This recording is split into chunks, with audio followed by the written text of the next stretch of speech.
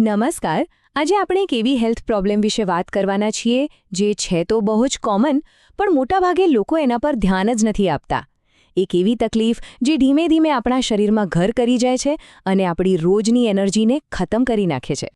ક્યારે એવું લાગ્યું છે કે રાત્રે 8 કલાકની પૂરી ઊંઘ લીધી હોય, પણ સવારે ઉઠો ત્યારે શરીરમાં જરાય તાજગી ન હોય? આખો દિવસ બસ થાક જ લાગ્યા કરે, જાણે શરીરની બેટરી જ લો થઈ ગઈ હોય.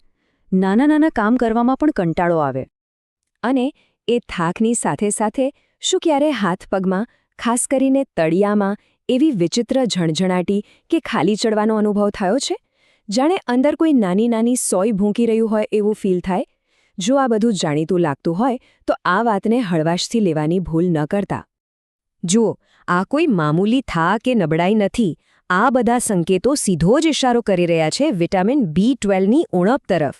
અને આ એક એવું વિટામિન છે જેની કમી જો લાંબો સમય રહે તો આપણા નર્વસ સિસ્ટમને પણ ડેમેજ કરી શકે છે. એટલે એને અવગણવું ખરેખર જોખમી સાબિત થઈ શકે છે. તો ચાલો આને જરા ડિટેલમાં સમજીએ. વિટામિન B12ને આખરે શરીરનું પાવરહાઉસ કેમ કહેવાય છે? એવું તો શું છે આ વિટામિનમાં કે એ આપણા શરીર માટે આટલું બધું જરૂરી છે? ચાલો જાણીએ. તો જુઓ, વિટામિન B12 આપણા શરીરમાં મુખ્ય 3 કામ કરે છે. પહેલું, એ રેડ બ્લડ સેલ્સ એટલે કે લાલ રક્તકણો બનાવે છે, જેનાથી લોહીની ઉણપ નથી થતી. બીજું, એ આપણા મગજ અને આખા નર્વસ સિસ્ટમ પર એક પ્રોટેક્ટિવ લેયર બનાવીને રાખે છે. અને ત્રીજું, આપણે જે પણ કંઈ ખાઈએ છીએ એમાંથી એનર્જી બનાવવાનું કામ કરે છે. હવે સમજાયું એની ઉણપથી આટલો બધો થાક અને ઝણઝણાટી કેમ થાય છે? તો સવાલ એ છે કે જ્યારે આ પાવરહાઉસમાં પાવર ઓછો થવા માંડે, એટલે કે B12ની ઉણપ થાય, ત્યારે શરીર બીજા કયા સંકેતો આપે છે એને ઓળખવા પણ ખૂબ જરૂરી છે. ચાલો એના પર એક નજર કરીએ. પેલા થાક અને ઝણઝણાટી સિવાય બીજું શું થઈ શકે? તો યાદશક્તિ થોડી નબળી પડવા લાગે, વારંવાર મોઢામાં કે જીભ પર ચાંદા પડી જાય, કોઈ કારણ વગર સતત આળસ અને સુસ્તી રહ્યા કરે, અને કોઈ પણ કામ પર ફોકસ કરવામાં તકલીફ પડે. આ બધા પણ B12ની કમીના જ લક્ષણો છે. હા, ખાસ કરીને જે લોકો શાકાહારી છે એમના માટે દૂધ, પનીર જેવી વસ્તુઓ B12ના સારા સ્ત્રોત છે.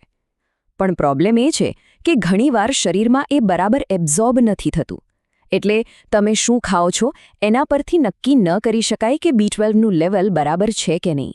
એની સાચી અને પાક્કી ખબર તો ફક્ત ને ફક્ત બ્લડ ટેસ્ટથી જ પડી શકે છે. અને જ્યારે વાત બ્લડ ટેસ્ટની આવે ને, ત્યારે સૌથી અગત્યની વસ્તુ છે વિશ્વાસ.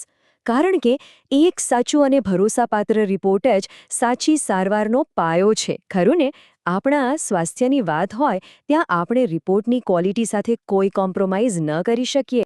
બસ આ જ કારણ છે કે સચોટ નિદાન માટે એકદમ સાચી અને વિશ્વાસપાત્ર લેબોરેટરી પસંદ કરવી ખૂબ જ જરૂરી બની જાય છે.